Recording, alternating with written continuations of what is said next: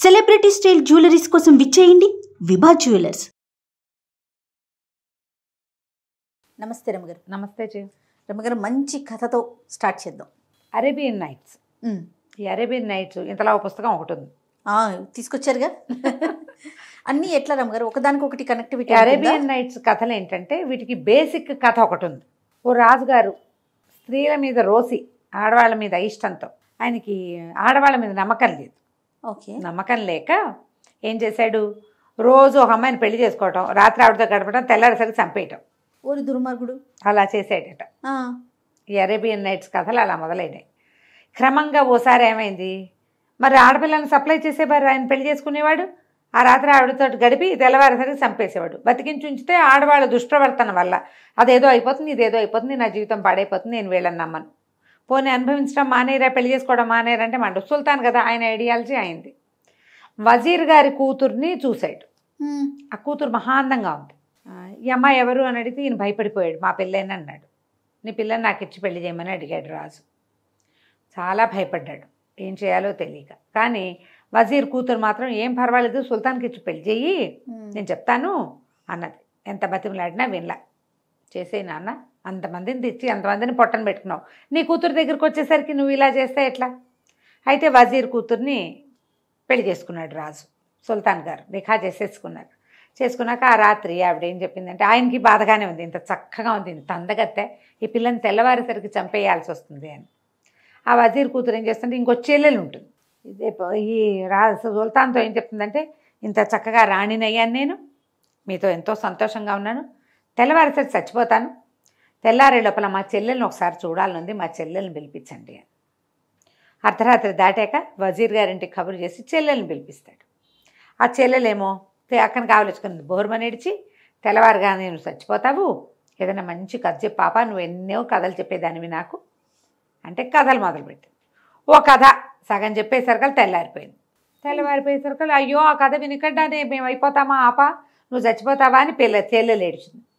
సుల్తాన్ గారికి టెన్షన్లో ఆపేస్తే ఇట్లా మన వాళ్ళు చూడు కథాపంగానే కాల్ పెడతారు. దాంతో ఆయన ఏమనుకున్నాడు, సరేలే ఈ రాత్రి బతకనిస్తే ఆ కథ రెండో భాగం విని రేపు పొద్దున్న చంపేద్దాం అనుకున్నాడు. అలా 1001 రాత్రులు గడిపిందట అమ్మాయి.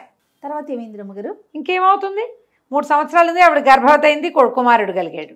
ఇంకా అంతే, ఇంక చంపటం ఊరుకున్నాడు. ఇంకా 1001 రాత్రులు, ప్రతి రాత్రి ఓ కథ చొప్పున కొన్ని లింక్ కథలు. మన కాశీ మజిలీ కథల్లో నుంచి కథ, మన కాశీ మజిలీ కథల కంటే ఇంకోటి ఉంది కదా మన నరవాహన్ దత్త చరిత్ర, బృహత్ కథ. ఈ కథలో ఓ కథ, ఆ క్యారెక్టర్ ఇంకో కథ చెప్పడం, ఆ క్యారెక్టర్ ఇంకో కథ చెప్పడం, ఇవన్నీ కూడా ఈ గొలుసు కథలు. ఇవే కాదు, పంచతంత్రం కూడా గొలుసు కథలే మనకి, అట్లాంటి కథలు.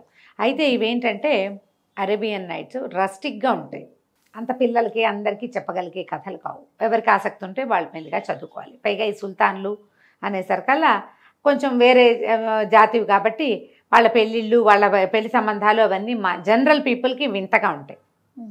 అందులో నుంచి కొన్ని కథలను సెలెక్ట్ చేసి రస్టిక్ థింగ్ని చక్కగా అరగదీసేసి పాలిష్ చేసి సింపుల్గా చెప్పుకుందాం. మీకు చాలా ఈ విషయం కూడా ఎప్పుడు చెప్పాలనుకుంటా ప్రేక్షకులకి, కాశీ మజిలీ కథలు కూడా రస్టిక్గానే ఉంటాయి.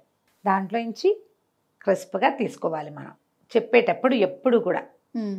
ఎప్పుడు క్రూరత్వాన్ని, వివాహాలు, అక్కడి నుంచి పరిణయాల్లో, ప్రేమోద్రేకాలలో ఉండే పారవస్యాలని కథ చెప్పేవాళ్ళు వర్ణించకూడదు. నేను అసలు చేయనది అస్సలు. కాబట్టి ఈ కథల్ని అరేబియన్ నైట్స్ సుమారు ఒక రకంగా ఉంటాయి, బాగానే ఉంటాయి మనం చదువుకోవడానికి, మన ఆసక్తిని బట్టి. నాకు ఏదైనా కథ ఆసక్తి చేయాలి. మితిమీరిన శృంగారం, మితిమీరిన ఉన్మాదం, మితిమీరిన హింస ఉంటే చదవను నేను. ఏది కూడా మితి మీరకూడదు. మీరకుండా ఉన్నది నాకు ఓకే. దాంట్లో నుంచి మనం చక్కగా కథ తీసుకుంటాం. కొన్ని కథలు మనం పిల్లలకు కూడా ఎసెన్స్ లాగా చెప్పచ్చు. ఇవాళ ఒక కథ చెప్తాం. ఒక వ్యాపారస్తుడి దగ్గర ఒక ఎద్దు, ఒక గాడిద ఉన్నాయి. అయితే ఎద్దుతోటి పని చేయించేవాళ్ళు, గాడిదతోటి కూడా బరువులు అవి మోయించేవాళ్ళు, అది వాకిట్లో ఉండేది. ఒకనాడు ఎద్దు గాడిద మాట్లాడుకుంటున్నాయి. ఇందులో ఒక లొసుగే ఉందంటే, ఈ వ్యాపారస్తుడికి జంతువుల భాష తెలుసు. వినపడిందంటే అతనికి అర్థమైపోతుంది, అవి ఏం చెప్తున్నాయో ఏమనుకుంటున్నాయో ఆయనకు తెలుసు. ఒకనాటి సాయంకాలము అతను వాకిట్లో పడుకుని ఉండగా ఎద్దు గాడిద మాట్లాడుకుంటున్నాయి. ఆ ఎద్దు చెప్తోందనమాట, నువ్వెంత సుఖంగా ఉంటావో హాయిగా, ఏదో నీకు నచ్చిన గడ్డి మేస్తావు, నీ మెళ్ళలో తాడు ఉండదు, నీ మీద బరువు ఉండదు, బరువు వేసినప్పుడు వేస్తారు, లేనప్పుడు లేదు, నువ్వు ఎంత నిదానంగా నడిచినా నీ కథ నడిచిపోతుంది. గాడిద నిదానంగానే నడుస్తుంది, పరిగెత్తదు గుర్రంలాగా, గాలపింగ్ అవి ఉండవు దానికి, అటా పోతూ ఉంటుంది. ఏదైనా ప్రయాణాలప్పుడు నిన్ను వాడతారు, లేకపోతే నువ్వు ఇష్టారాజ్యంగా తిరుగుతావు, స్వేచ్ఛ విహారివి నువ్వు. నా బతుక్కి స్వేచ్ఛ లేదు, పాడు లేదు, ఈ కట్టువైకేసి కట్టేస్తారు, తెల్లవారేసరికి మెడ మీద కాడి పడిపోతుంది, ఇక దున్నో అని దున్నిస్తారు, మెళ్ళు పుళ్ళు పడిపోతున్నాయి. ఏదైనా ప్రయాణం అనగానే బండి కట్టేస్తారు, బండి కాడి మోసి ఏది ఈ కాడి మోస్తే ఏది నాగలి మోస్తే ఏమో ఒక బరువు, మట్టి దున్ను బరువు అంతా, మట్టి దున్ను ప్రెషర్ అంతా నా మీదే కదా. అక్కడి నుంచి ఒంటెత్తి బండి, మా బండి ఉందిరా అని ప్రతి వాళ్ళని పిలిచి బండి ఎక్కిస్తారు. ఆహారమా అంతంత మాత్రం, నా దారిని నేను పోయి రుచికరమైన గడ్డి మేయటానికి వీలుండదు, ఎండుగడ్డి వేస్తారు. పొలంలో అంతా పచ్చగా కనపడుతుంది, ఎక్కడ తలొంచి గడ్డి మేయటానికి అవకాశం ఏముంటుంది, దానికి అవకాశం లేదు. నా జీవితం ఇట్ట అయిపోయిందని ఎద్దు చాలా దుఃఖంతో పరిపరి విధాలుగా వాపోయింది.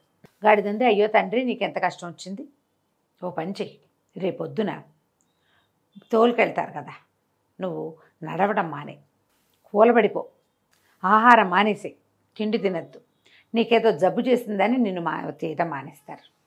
ఓ జబ్బు చేసింది అనుకుంటారు కదా, పనికి కొట్టేయి, పనికి మొండికెత్తమని గాడిద ఎద్దుకి సలహా చెప్పింది. విషయం అంతా విన్నాడు వ్యాపారస్తుడు. పొద్దున్నే పాలేళ్ళు ఎద్దుని తోలుకుపోయారు. తోలుకెళ్ళేసరికల్లా ఎద్దు ఇట్ట ఘాట్లోకి వెళ్ళంగానే, అదే చేలోకి వెళ్ళంగానే కూలబడిపోయింది. ఎంత కొట్టినా ఎంత కేకలేసినా లేవల, కాళ్ళు ఇట్లా మడిచేసింది, బుర్ర పక్కకు వేళ్లాడేసింది. ఏం చేయాలి? సరే వాళ్ళు ఏం చేశారు, దానికి ఏదో మందు పెడదామని ట్రై చేశారు, మందు పుచ్చుకోలేదు, మంచినీళ్ళు తాగలేదు. అతి కష్టం మీద నలుగురు కలిసి లేవదీసి ఎట్టా ఆగొట్ట ఇల్లు పొలము దగ్గర ఏమన్నా ఇంటికి తోలుకొచ్చి బీట్లో ఈ ఘాట్లో పెట్టుకుని పడేశారు. లోపలికి పడేస్తే అది హాయిగా అక్కడున్న గడ్డిని నెమరు వేస్తూ సుఖంగా విశ్రాంతిగా కూర్చుంది ఎద్దు. ఆయన అన్నాడు, అరే ఎద్దు ముండికేసింది కదా, గాడిదని గట్టండ్రా అన్నాడు. అనగానే హడిలిపోయింది గాడిద. ఎక్కడికి తీసుకెళ్తున్నారో దానికి అర్థం కాల, దానికి తెలియలా ఏం చేయబోతారో. సరే బయటికి తీసుకెళ్ళి గాడిద మెడ మీద కాడేసి దాంతో దున్నిచ్చారు. సాయంత్రం అయ్యేసరికి గాడిదకి గూట్లోకి వచ్చినాయి, దానివల్ల అవ్వలేదు. అంతేగా, ఇంత బరువేట ఎద్దు ఎంత ఎత్తు ఉంటుంది, ఎంత బలిష్టమైంది, గాడిద ఎంత ఉంటుంది దాని బతుకు పాపం. అక్కడి నుంచి ఈయన అన్నాడు, రేపటి నుంచి ఎద్దెటాకు మూలపడింది కాబట్టి గాడితోటి దున్నిద్దాం, దాన్ని అక్కడే ఉంచేసేయండి ఎద్దుని, దీని సంగతి చూద్దామన్నాడు. గాడిదకి అర్థమైపోయింది, అమ్మో వీళ్ళు ఇదే చేయబోతారని. ఒక్కొక్కళ్ళు వచ్చి ఊరిని గాడిద భలే దున్నింది అని మెచ్చుకోవటం, అంటే రేపటి నుంచి వీళ్ళు ఇదే పని చేస్తారుగా. అంతే. అక్కడి నుంచి సాయంకాలం అవ్వగానే ఇది సూర్మి అలాగా ఏడ్చుకుంటూ వెళ్ళింది గొడ్లశాలలోకి. వెళ్ళేసరికి అక్కడ ఎద్దు విశ్రాంతిగా కాళ్ళు చాపుకుని పడుకుని గడ్డి నెమరు వేస్తూ రెస్ట్ తీసుకుంటాం.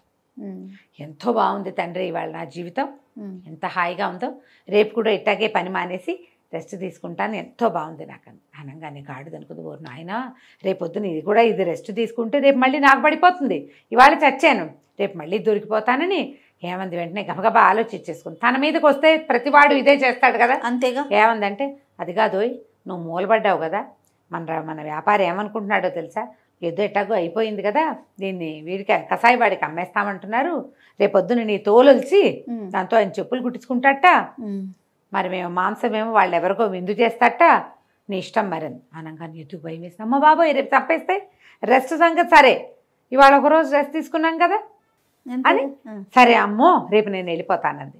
ఆ గుమ్మం బయటే నుంచున్న వ్యాపారస్తుడు పక్కపక్క నవ్వాడు, నవ్వుకుంటూ సరిపోయింది కదా. ఆయన ఒక అడుగు అటు వేసేసరికల్లా వంటింటి గుమ్మంలో నిలబడి ఇట్లా నడుమి చెయ్యి వేసుకుని చూస్తోంది వాళ్ళ ఆవిడ. ఎవరున్నారు అక్కడ అని అడిగింది. ఎవరు లేరే అన్నాడు. మరి ఎవరితోటి ఇకెక్కలాడుతూ మాట్లాడుతున్నావు నువ్వు అని అడిగింది. ఊరికే నవ్వేనే అన్నాడు. ఊరికే నవ్వటం ఏంటి, ఒట్టిగా ఎవరైనా నవ్వుతారా? నువ్వు ఎవరితో మాట్లాడావో చెప్పు. ఎవరితో మాట్లాడలా, ఏదో గుర్తొచ్చి నవ్వాను అన్నాడు. ఏం గుర్తొచ్చిందో చెప్పు, తప్పులేదు. ఇక మొదలు, ఎందుకు నవ్వావు, అంత పకాలమని నవ్వు ఎందుకు వచ్చింది, ఏం గుర్తొచ్చింది, ఎవరితో సరసలాపాలాడితే అది జ్ఞాపకం వచ్చిందో చెప్పు ఏమీ లేదంటాడు, ఆవిడ ఒప్పుకోదు. అక్కడి నుంచి ఆవిడ ఏం చేసింది, ఈయన ఏంటి ఈ జంతువుల భాష ఆయనకు తెలుస్తుంది. ఆ రహస్యం ఎవరికైనా చెప్తే ఆయన తల పగిలి చచ్చిపోతాడు. ఆయన ఆ విద్యకున్న శాపం అది. గొడ్డును ఇది గాడిద మాట్లాడుకుంటున్నాయి, దాని రోగం కుదిర్చాను అని చెప్పాడు అనుకో పెళ్ళానికి, అయినవుటు. చెప్పలేడు. ఎందుకు నవ్వేవో చెప్పమంటుంది. ఏ విషయం గుర్తొచ్చిందో చెప్పడానికి ఏమీ విషయం లేదు. మసిపూసి మారేడుకాయ చేద్దామంటే ఆవిడ ఆలోచించాలా, ఆవిడ మొహంచి కళ్ళు తిప్పట్ల ఇటాగే చూస్తాను. ఏం చేయాలో తెలియలే. సరే చెప్తానన్నాడు. ఇక ఆవిడ ఏమంది, నేను ఇంట్లో నుంచి వెళ్ళిపోతా, పుట్టింటికి వెళ్ళిపోతాను, లేదా ఉరిపోసుకు చచ్చిపోతాను, నువ్వు చెప్పాలి నిజం. నువ్వు ఎందుకు నవ్వావో చెప్పు, ఎందుకు చెయ్యిపావో చెప్ప. ఇప్పుడు ఎవరికో చెయ్యిపావు, వాళ్ళు ఎవరో వెళ్ళిపోయారు, ఇంట్లో వాళ్ళని అడిగారు, ఎవరికి చెయ్యిపావంటే ఊరికే చెయ్యిపా అంటే నమ్ముతారా? ఎందుకు నవ్వావని భార్యలో భర్తలో ఎవరో ఒకళ్ళని ఎప్పుడో ఒకప్పుడు అడిగే ఉంటారు కదా. అంతే. ఏం గుర్తొచ్చి నవ్వావు, అదే సమాధానం చెప్పాలిగా. అక్కడి నుంచి ఇక ఏమనుకున్నాడు, చావడానికి రెడీ అయిపోయాడు. చెప్పేయాలి, ఇంకా ఈ రహస్యం చెప్పేయాలి. కాకపోతే తన టైం చెప్పేస్తే పుసుకొని చచ్చిపోతే ఈ ఇల్లు వాకిలి వీలునామా ఇవన్నీ ఏట. అక్కడి నుంచి ఏం చేశాడు, గబగబా వీలునామా రెడీ చేశాడు.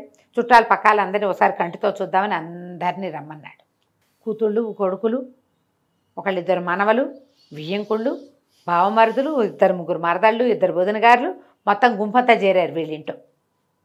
చేరాక ఏమైంది, ఇంతలో వాళ్ళ ఇంట్లో ఒక కుక్క కోడి కూడా ఉన్నాయి. ఆ కుక్క అదే పనిగా ఆయన కేసు చూస్తూ పాపం చచ్చిపోవడానికి సిద్ధపడ్డాడు మహారాజు అనుకుంటూ దీంట్లోకి చూసింది, మన కోళ్ళ దీంట్లోకి. కోళ్ళ గూడు ఉంటుంది కదా, ఒక పెద్ద గూడులో ఒక పెద్ద పుంజు, 50 పెట్టెలు ఉన్నాయట. కోడి పుంజు ఒకదాని మించి ఒకదాని మీదకి దాటుతూ ఆడుకుంటుంది వాటితోటి, పెట్టెలతోటి. ఈ కుక్క అడిగింత, ఏమై పుంజు మన ఆసామేమో మనని పోషించేవాడేమో పెళ్ళానికి సమాధానం చెప్పలేక చావడానికి సిద్ధపడ్డాడు. నువ్వేమిటయ్యా అంటే, చక్కగా 50 మంది పెట్టెల్ని భలే మెయింటైన్ చేసినావో, ఆయన ఒక్క పెళ్ళాన్ని మెయింటైన్ చేయలేకపోతున్నాడు. ఒక భార్యకి సమాధానం చెప్పలేక చావడానికి సిద్ధపడ్డాడు.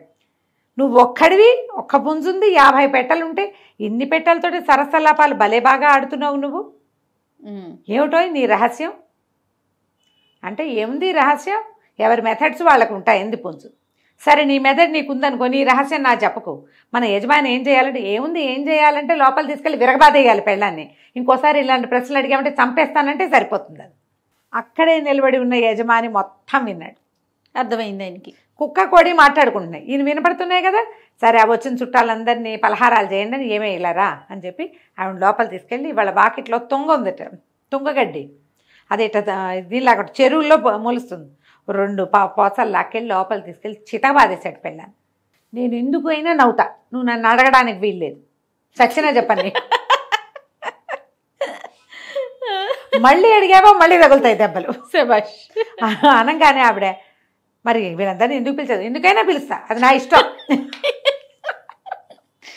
ఏది అడగటట్లేదా, నువ్వేం అడగడానికి వీల్లేదు, కాపురం చేస్తావా దెబ్బలు తింటావా ఏదో ఒకటి చెప్పన్నాడు. ఆవిడేమో నాకు దెబ్బలదు, నేను కాపురం చేస్తా, ఇంట్లోనే ఉంటా, ఎవరికీ చెప్పను. బయటకు వచ్చి అందరికీ పలహారాలు పెట్టేసింది. ఈయన హాయిగా ప్రశాంతంగా ఉన్నాడు. కుక్క కోడి ఎద్దు గాడిదే వాటి పన్నాలు చేసుకుని ప్రశాంతంగా ఉంది. కథ కంచికి మనం ఇంటి పరిష్కారం ఇలాగే రమ్మగారు. మరి ఏం చేస్తాం, సచ్చినా చెప్పండి, నీ దిక్కుంటాడు చెప్పుకో అనాలి, అంతే. ఈ కథలో ఇలా ఉందమ్మా, ప్రతి కథలోనూ ఇలా ఉంటుందని అనుకోకండి. ఈరోజు కాదు, ఇది అరేబియన్ నైట్స్ ఎప్పుడో రాయబడి ఉన్న కథ. దీన్ని కథగా వినండి, అంతే. ఆ రోజు కథ చెల్లింది. మనం పిల్లలకి ఎక్కడ దాకా చెప్పాలి, కుక్క గాడిదే ఎద్దు కథ వరకు చెప్పాలి. ఒకళ్ళ పనులలో ఇంకొకళ్ళు జోక్యం కల్పించుకోకూడదు, అంతే. బాగుంది కదా, చాలా బాగుంది. నమస్తే.